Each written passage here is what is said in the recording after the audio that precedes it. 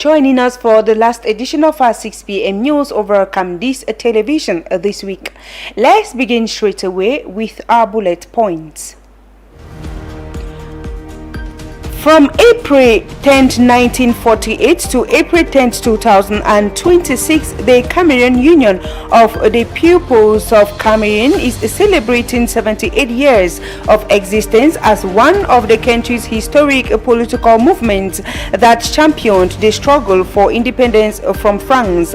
However, the once unified party is now weakened by persistent internal divisions and rival factions that continue to shape its presence in today's political landscape.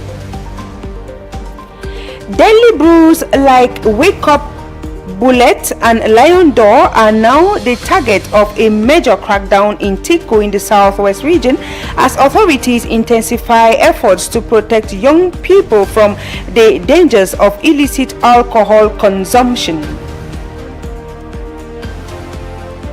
You'll have these stories and more in a bit.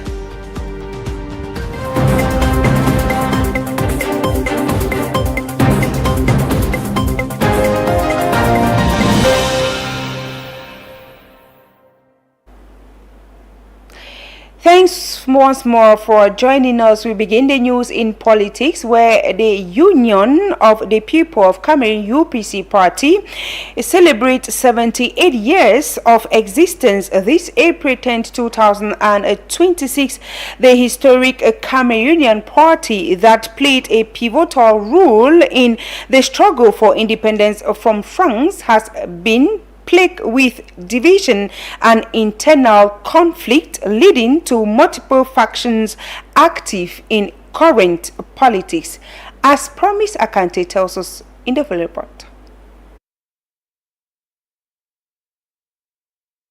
Founded on April 10, 1948, the UPC led the anti-colonial movement for immediate independence and reunification. It spearheaded the struggle against French administration, which escalated into a civil war in the 1950s. Historically led by figures such as Félix Roland Moumié and Ruben Oumniobé, 12 men assisted the founding meeting of the UPC, including Charles Assalé, Léonard Boulay, and Guillaume Bagal. The majority of the participants were trade unionists. The party was known for its radical stance, as most of its founding fathers were executed in an attempt to discourage further resistance. In 1954, the then new French High Commissioner, Roland Pré, was determined to liquidate the UPC. The party leaders were gathered in Douala to facilitate their surveillance and carry out judicial harassment against them. Albert Kinge, the vice president, was thus prosecuted for contempt of court for a case dating back to 1951. Pierre Penda, a member of the steering committee, was the subject of 5 consecutive cases.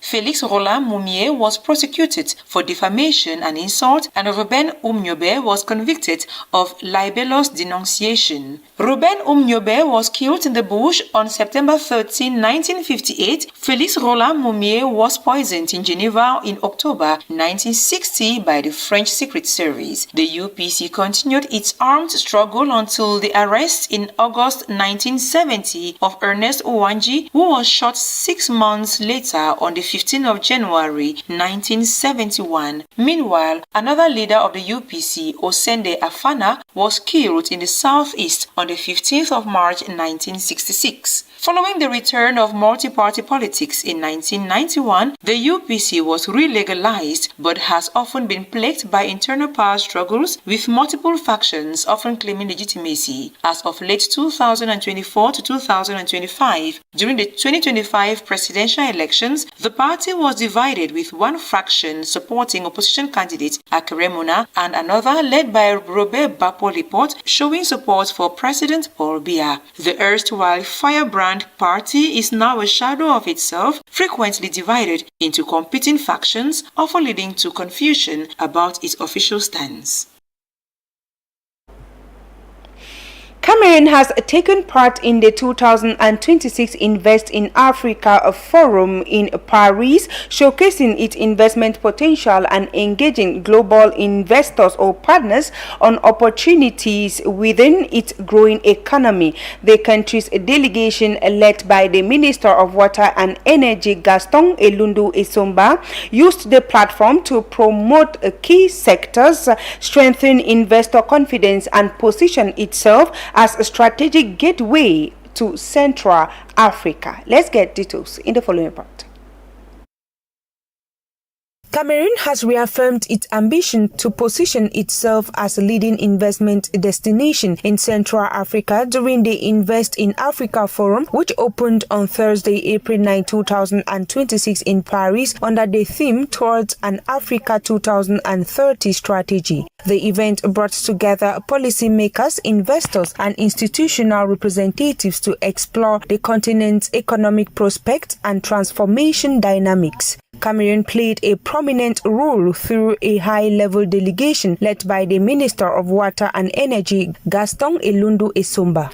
During the forum, roundtable discussions focused on boosting investment across Africa, addressing cross-cutting challenges such as redefining development aid and identifying new growth opportunities. To further highlight the country's presence, the Cameroonian delegation organized a roadshow titled Investing in Cameroon: Concrete Opportunities at the Heart of a Growing Market. This parallel session showcased priority government projects in key sectors, including water, energy, infrastructure, and industry, while presenting Cameroon's strategic advantages such as its geostrategic location as a gateway to Central Africa, political stability, improving fiscal incentives, skilled human resources, and modernizing infrastructure. As the forum drew attention from international investors, Cameroon's message was clear: the country is open for business and ready to translate partnerships into tangible development. Through bilateral meetings and business engagements with French industry leaders, officials sought to strengthen investor confidence and accelerate economic transformation. Cameroon's participation in the 2026 forum ultimately reflects a broader commitment to enhance its attractiveness, deepen strategic collaborations, and firmly establish itself as a rising economic hub aligned with the Africa 2030 vision. We now take you over to the southwest region of the country, where in a bold move to curb the consumption, the scourge of illicit liquors ravaging the young people in Tiko, the divisional officer Samuel Nukori has embarked on a high-octane crusade against the sale and consumption of deadly brews like Wake Up, Bullet, and Lion d'Or. The aggressive drive comes on the heels of a ban imposed by the Southwest Governor Bernard Okalia Bilai, which have been wheeling away the future of countless young people. Bertrand Tita takes us to the Southwest region in the following report. The duo's decisive action follows months of public outcry, particularly from women in Mutengene, who took to the street to decry the alarming rate of substance abuse in the region. The women, who were concerned about the devastating impact of these substances on their children and the community at large, had urged authorities to take drastic measures to stem the tide. Taking heed of the governor's directive, the duo, accompanied by law enforcement officials, swept on business sites, bars and nightclubs in Tiko, seizing stocks of the banned liquor and shutting down establishments floating the ban.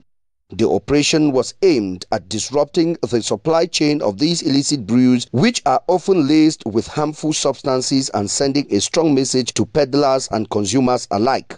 Many residents hailed the duo's initiative, stating that most of these liquors are indeed killer brews that pose a grave threat to the health and well-being of the youth. The duo's crackdown has also sparked a broader conversation about the need for a comprehensive approach to tackle substance abuse in the region. While the ban on illicit liquor is a welcome step, many argue that more needs to be done to address the root cause of addiction and provide support for those struggling with substance abuse. As the campaign against illicit liquors gained momentum, Stakeholders are calling on the government to increase awareness about the dangers of substance abuse and provide alternative livelihood opportunities for the youth. The Tiko duo's bold move is seen as a significant step in the right direction, but it is only the beginning of a long and arduous journey to reclaim the region's youth from clutches of addiction.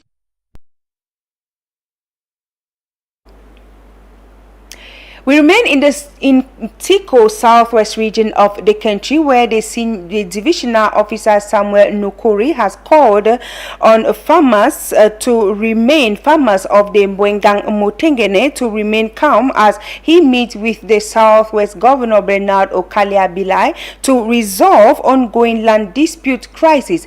The farmers who had trooped to the DO's office are protesting the destruction of their crops by Chief Litang Boang of Boinganjo, who allegedly bulldozed their farmlands without authorization. We have Bertrand Tita once more in the following report.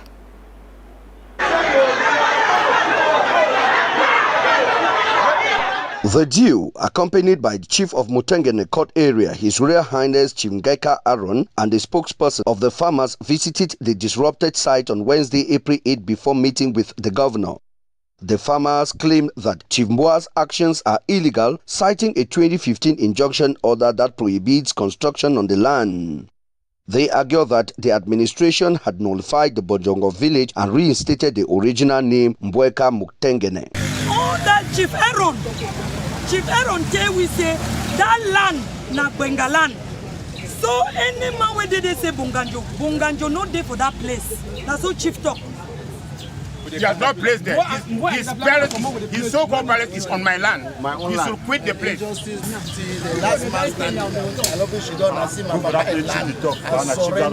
existence of our land saga issue, I don't think it has to go that length, because all of us know the truth.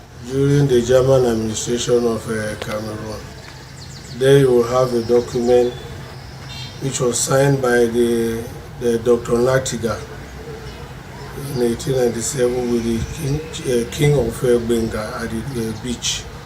And inside this document we will have 5 villages which were mentioned in the document. However, other stakeholders, including Chief Lekembi Robert Monono of Bokwai, Mola Ekema Mwambo, and Chief Aizingale on Foi village, contest this claim, providing historical documents to prove that Bojongo village had long existed and it's gazetted as one of the 5 villages in Mutengene Court area. The farmers them way they know they work for that place for long, as claim chief don't be for village, here they go meet up chief and settle their differences with chief. I should say we chiefs them will be people who are supposed to gather people, not for scatter people. You know, they find me pleasure for say and say I run with my subject for good judge matter for land. I can talk to you about the Mutengene Court area. This is our own court area. We know that there are 5 villages because we even have documents to show how our fathers used to hold their meetings, and we have gone right to the archives. There are other people there now. You have the chairman. You have yes, because these villages were right. The Southwest Governor's intervention is seen as a crucial step towards resolving the crisis. As a seasoned administrator with over 20 years of experience in the region, his guidance is expected to pave the way for a peaceful resolution. You find Biome Kumbe, Biome Pulu, Fue, Dibanda, Benga 1, Benga 2, Bonganjo, and Bokwai. The governor's involvement comes as the farmers and Chief Mboa's supporters engage in a war of words, with each other side insisting on their claim to the land. As tensions simmer, the duo's call for calm is a welcome respite, and stakeholders hope for a win-win resolution that respects the rights of all parties involved. And if you're just joining us, it is the 6 p.m. news over Camdis television. Let's now take it all out of the country.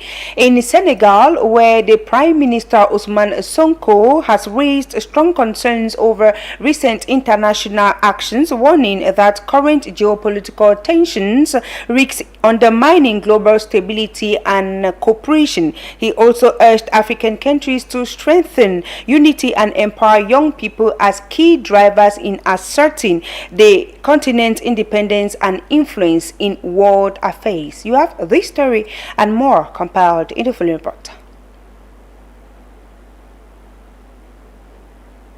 Senegal's Prime Minister Ousmane Sonko strongly criticized U.S. President Donald Trump, accusing him of contributing to global instability amid the U.S.-Israel-Iran tensions. Speaking at an international sovereignty conference in Dakar, he argued that military objectives have not been achieved despite the escalating conflict, while calling on African nations to unite and mobilize their youth to strengthen the continent's sovereignty. The conference also highlighted a broader debate on the shifting global order, with speakers stressing the rising influence of the global south and the need for fairer international representation.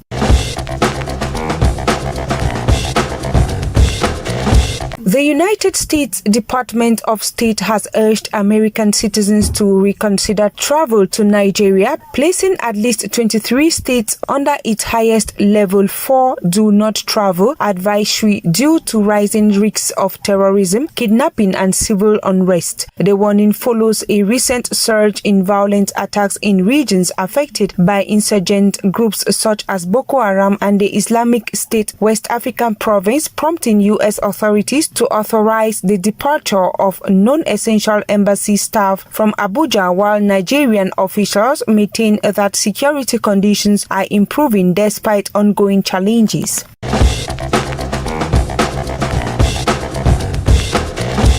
South Africa showcased its growing space ambitions during the first Russian Space Forum in Moscow, bringing together partners from countries such as China, India and Zimbabwe to explore future collaboration. The CEO of the South African National Space Agency reaffirmed the country's commitment to China's International Lunar Research Station project, with plans to send an experiment to the moon around 2028, while also signaling interest in broader global space initiatives beyond Russian and Chinese programs.